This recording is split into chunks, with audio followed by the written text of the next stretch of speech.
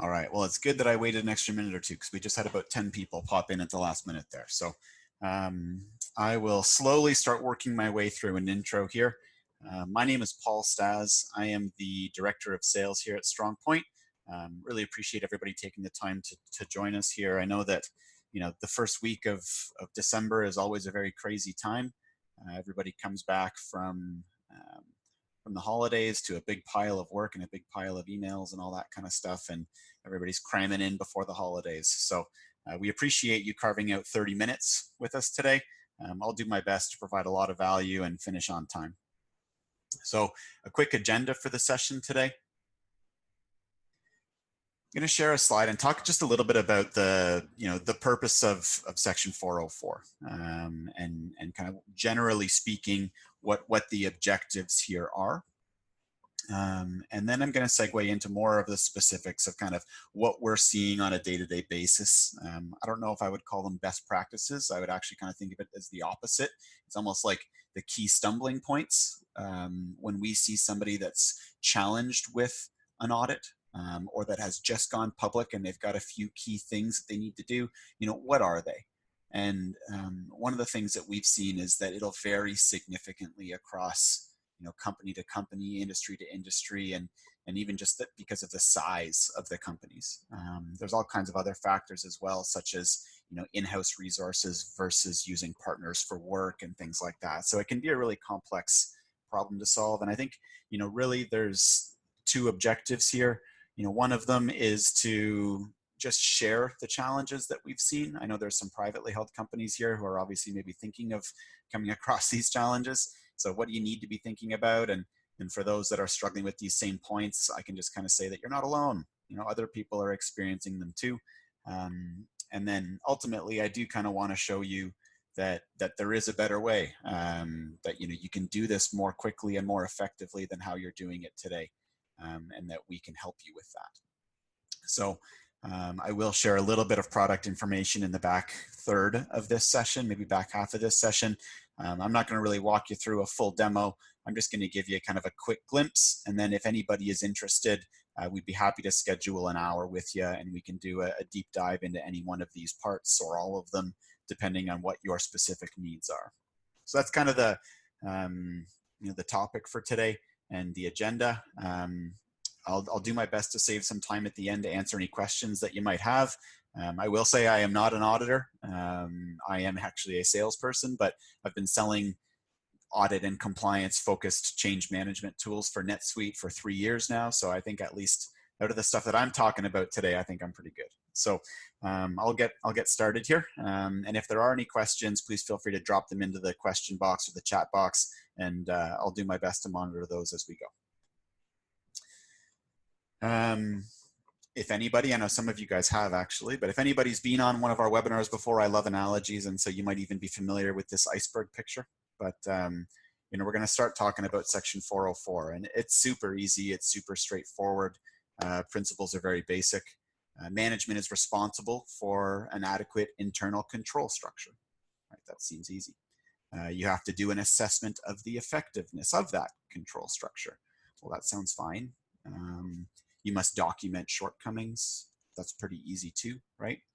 And then you have to have it all tested by a registered external auditor. It doesn't sound very complicated, but in this case here, I'd like to compare that to this iceberg where, well, that's really just 4 steps, but there's so much that's going on behind the scenes, and depending on how old your NetSuite instance is, how familiar everybody is within it, how customized it is, that can be very challenging. All right, so Section 404 is actually commonly considered to be one of the most complicated and expensive of all SOX acts for compliance. But like, I've kind of said, it really doesn't need to be. Ultimately, the purpose behind it is just to validate that the information that you're providing is accurate and that your business systems are being properly managed and defended. And I think defended is a key word there. Some people might be reporting for compliance purposes today. And that's not necessarily what you need to be doing, right? You need to be managing and defending a little bit more effectively. And that's definitely something that a continuous audit system like Strongpoint can provide. So what challenges are we seeing? You know, how can you build a control structure if you don't really fully understand what it is that you're controlling for? So that first bullet point, I think, really speaks to that. It's just purely understanding current configurations and customizations. And so I think you can think of this almost like as step one.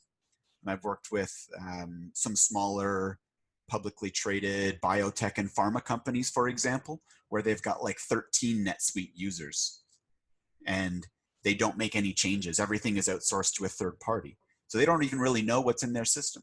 And they were actually asked to show what was in their system, and they didn't know how to do it. What they were going to go and do was to go off and pay a third party to document their system for them. And the second that that kind of documentation is complete, it is immediately irrelevant because it's out of date. There's no way to prove that from the day that you started to the day that you're finished, that other changes haven't happened. So just being able to have that baseline and that framework in place that shows, I know what's in my system. Here are my scripts. Here are my workflows. Here are my user roles and my critical settings and my preferences and all of these things. And I know what I've got, right? That's a step one. But for a lot of companies, that's a really big challenge. And I think that the message to send on this one is that doing it manually doesn't work, because as soon as it's done, it's already out of date. So the next step here, the second bullet, is really just having visibility to the changes that are taking place. And I mean, NetSuite is a fantastic system, and system notes are robust, and system notes can provide you with a lot of this information. The challenge behind it, though, is how can you do it in a quick and efficient way? And how can you even maybe delegate some of those tasks to people that are on an internal audit team, for example? You're not dedicating technical resources to support audit. And we have absolutely been seeing that shift where there has been a move towards kind of self-serve tools. And that's a really key trend in the audit industry specifically. But your internal audit folks are becoming increasingly tech savvy. I am assuming that's true for most of the ones that are on the call today. But that's really going to get you kind of visibility to what's happening. And that, again, is the first point of being able to test against control structures, is just having a visibility to what's going on. But what you'll very quickly learn is that the amount of information that is included, or the number of changes that are taking place, is often completely overwhelming for you. And if Bob is changing his saved search and that saved search isn't connected to anything else, then it really doesn't matter. It's not relevant. It's not material for audit purposes. However, if Bob is changing a saved search that is connected to a workflow, then that's a completely different story, and that change absolutely is material. And so that leads into kind of the next point there, is just that you need to be able to identify both proactively and reactively material changes. Out of all of these things that are going on, what are the ones that I care about? And then you need to have in place a way to perform kind of change request and approval for those changes proactively. And it all kind of depends on the level of maturity of your current change management processes. But this is really where you want to go, that proactively you are able to immediately identify risky and critical changes and then follow a process that is relevant for them. So full software development lifecycle or sandbox testing. And there's a really good chance that if you are already publicly traded and you go through audits, you have a spreadsheet that outlines this for you already, and it very well may have been provided by an auditor. For these types of changes, this is what you need to do. For these types of changes, this is what you need to do. And so you need to have a process that supports that, where you can document that you have actually sought out the appropriate approvals ahead of time. And then your reporting for that needs to be intelligent again, right? Being able to identify the material ones and having automatic reconciliation from a change log back over to the originating change request, so that as you go through a sampling or a testing process, you can say, oh, I know exactly why that was done. It was linked to this change request, and it followed this process, and it had these approvals, and so on and so forth, right? That's maybe getting a little bit more advanced, but that's where you want to get to. So the next key piece is really around segregation of duties and access to the system. And we've really seen a change here recently, that I think historically, it's been okay to just report on assignments, to manually check against segregation of duties rules when you're assigning new roles or at month end or quarter end or whenever it is. But it's increasingly becoming insufficient to just report on changes, because if somebody already has access to information that they shouldn't have access to, then it's too late, right? Your data, for all you know, has already left your system. And that's where we get back to this idea of appropriately or properly managing and defending your system. So preventing access in the first place, as well as identifying areas where you're now exposed to increased risk simply because somebody has access to too many steps within a given process, right? So there's kind of 2 points here, is preventing access, which is very difficult currently, but then also identifying when somebody has too much access. And then that kind of leads into the final point here of, I think, one of the biggest challenges, and we hear this all the time. So you need to have compensating controls if you do not already have kind of perfectly segregated processes where you've got one person creating journal entries and a second person approving journal entries, and one person creating POs and the other person approving POs, and the list goes on. And you will need to be able to identify activities from super users. So what about administrator involvement in transactions, or changes to critical master data, or changes to your chart of accounts, or deletion monitoring, or when things have been changed after they've been approved. And what we often see is that organizations dedicate a lot of internal resources, and they put a lot of partners to work to build those kinds of controls for them. But there's a better way. Again, it's possible to have these things be pre-built for you in a piece of software and automatically monitor this stuff on an ongoing basis, right? So these are really kind of the challenges, though. So just to summarize again, it's about having visibility to what's in your system today, having ways to proactively monitor for change, and not just all changes, but looking in at specific changes. It's about tying kind of that intelligence into the impact analysis through to your change request approval, and then your development and deployment process. And then getting into the last few points again, it's about managing access effectively. And when you can't, like when segregation of duties rules aren't enough, what compensating controls do you have in place, and how automated are they? How streamlined are they, and what can you do with them? That's kind of a quick summary of, I guess, the biggest challenges that I think we see here with respect to managing compliance within NetSuite. And so what I'll do is I'm going to jump into the system. I'll probably spend about 10 minutes just giving you a really high-level overview of how we address these challenges, and then I'll save some time for questions towards the end. So here I am in Strongpoint, or in NetSuite. So for those that don't know, we're a managed bundle. Everything is completely native to NetSuite. We don't host anything. Your data never leaves your system or anything like that. And what we do is automatically index all of the customizations in the system. So fields, forms, scripts, user roles, critical settings, preferences, really, you name it. Anything material, we've got it documented. And we map out all of the dependencies. So your documentation is intelligent. I'll give you a couple of quick examples of what I mean by that. So, let's say I want to see something on my customer record. I can open that up very quickly. Strongpoint will show it to me, and I can get a visual representation of all of the fields that are sitting on it, and I can click through to see any dependencies. So if I was to change this here, I could impact these searches.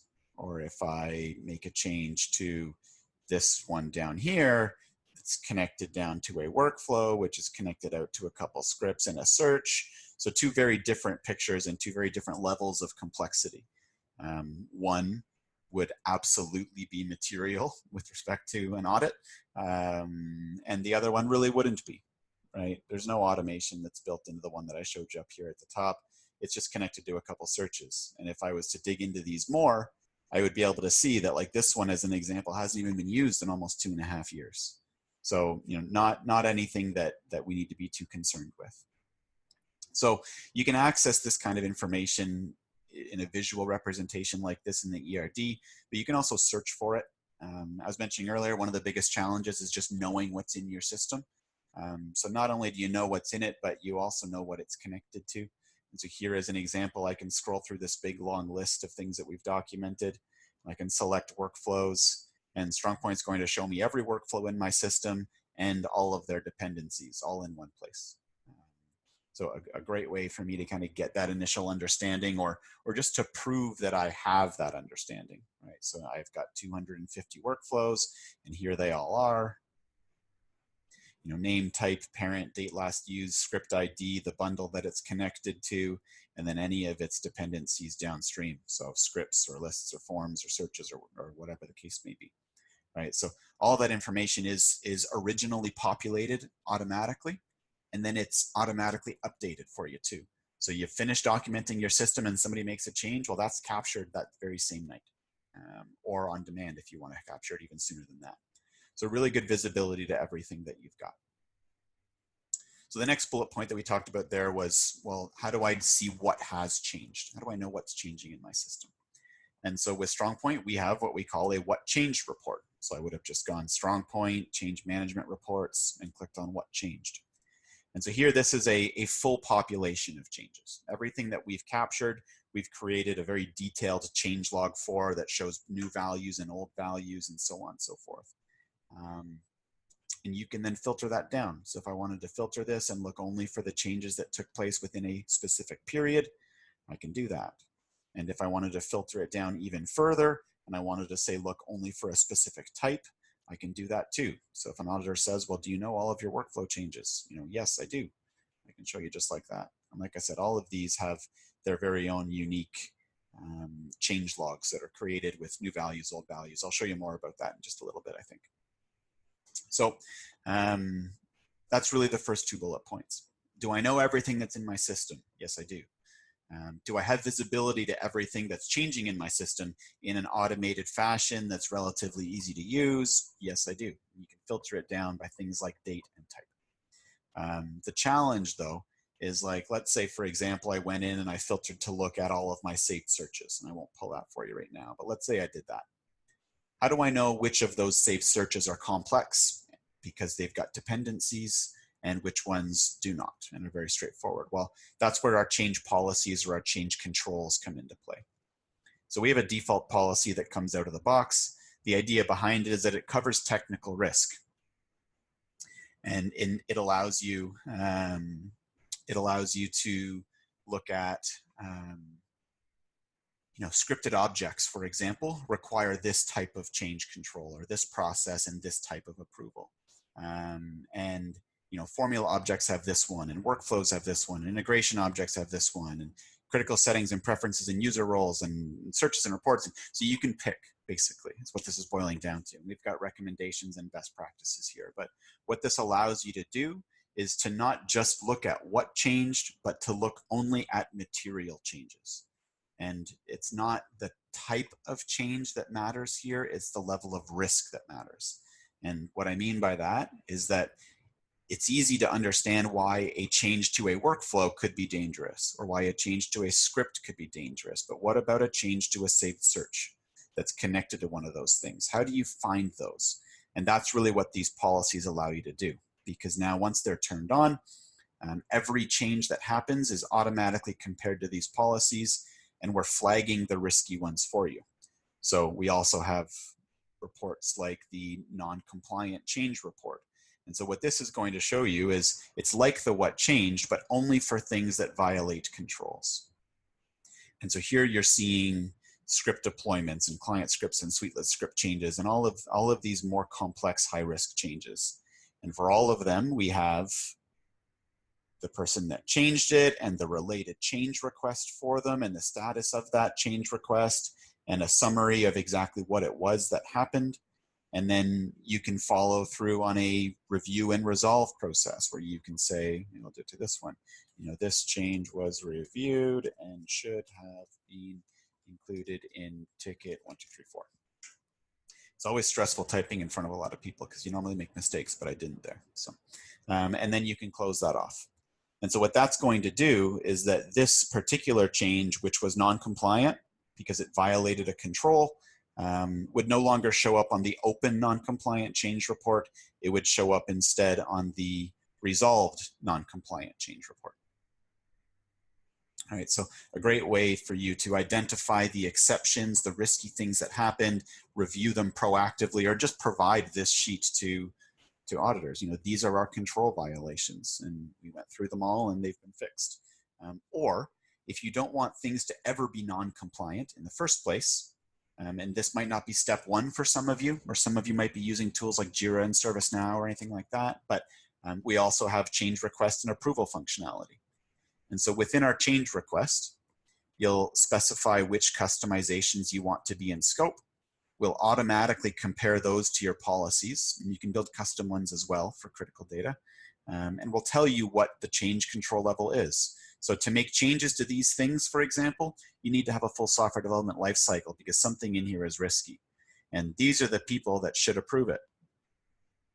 And then we do an impact analysis. And we say that out of the 3 things that you have here, this one can be safely deleted or modified, whereas these 2 cannot.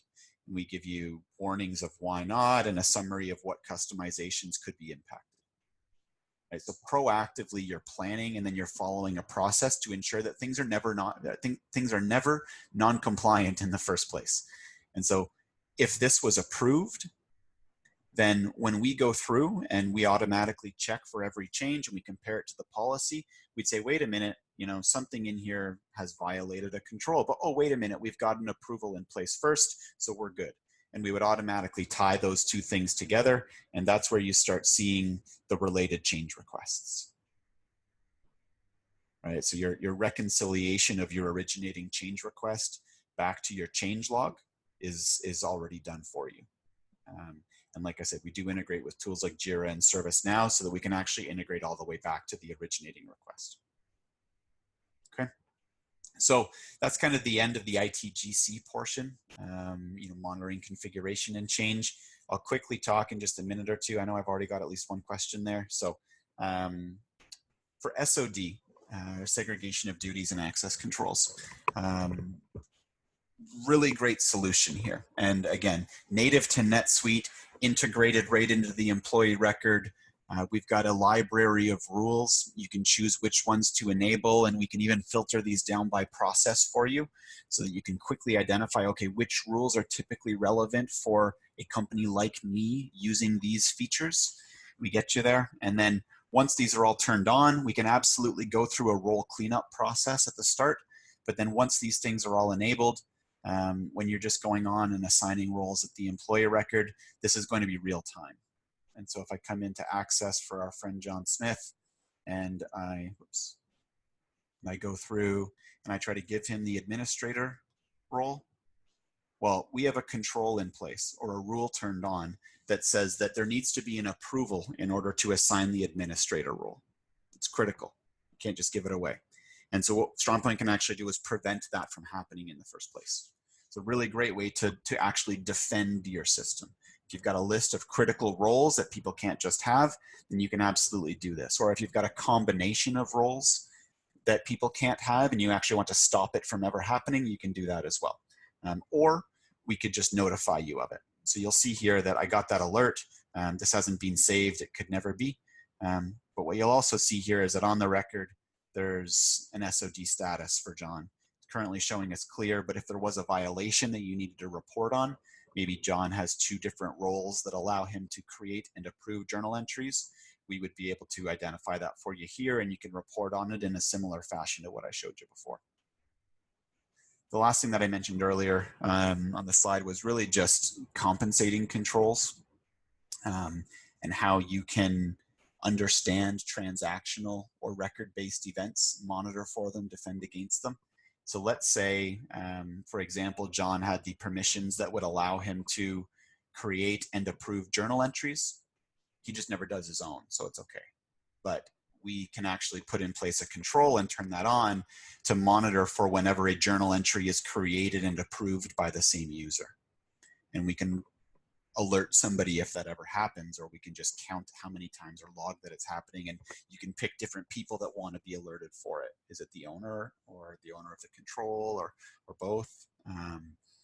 And then you can see a few other ones on the list here, but these are the critical transactional or data changes that you want to be defending against or monitoring for. And typically we see these being used as compensating controls for when people need multiple levels of access.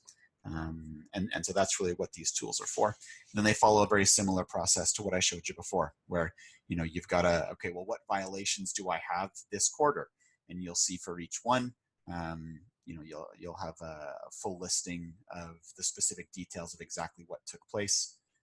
Don't have any within that range, but you'd be able to follow through a specific resolve process, just like what I showed you before. So I'm just about out of time. I'll answer a couple of quick questions if anybody wants to type some in, and then I'll kind of wrap things up. So one of the questions that came in is, how can we run a report that shows all reports and searches with date last used? And so we do have a variety of kind of cleanup focused tools. So for example, you can look at unused customizations and unused searches, and a lot of these things are going to be populated by date last used, or filtered by date last used. And our automated safe search cleanup tool works the same way. How long has it been since these things have been run? And we've got script management capabilities as well to monitor for how frequently or when things are actually running.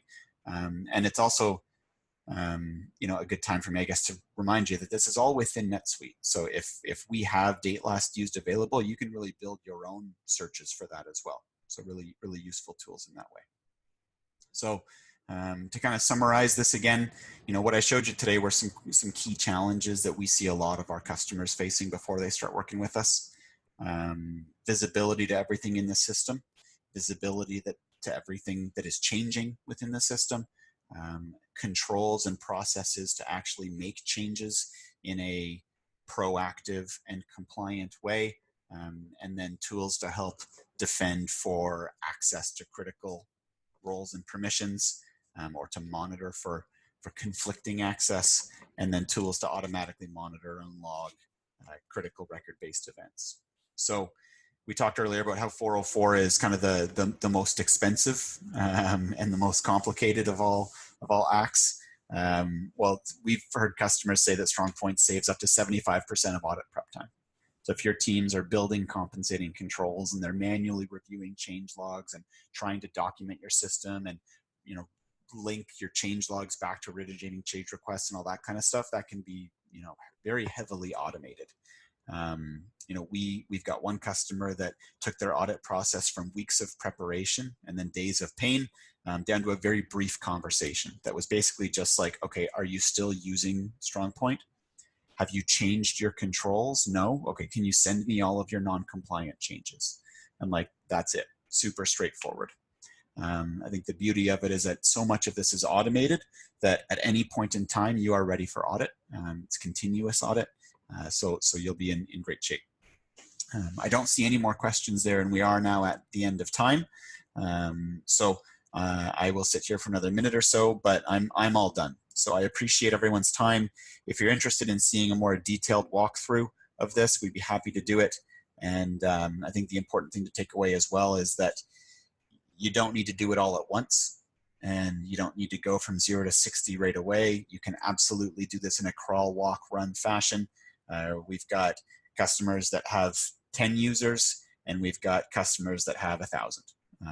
And unfortunately, they are subject to a lot of the same compliance requirements. But you can scale this up in a variety of different ways depending on your specific requirements or the maturity of your processes. Okay, so I hope this was useful, everyone. Do you see another? No, and that's it. So thanks for your time, everybody. Appreciate you joining, and we will hopefully be back in touch with you soon. Have a great day.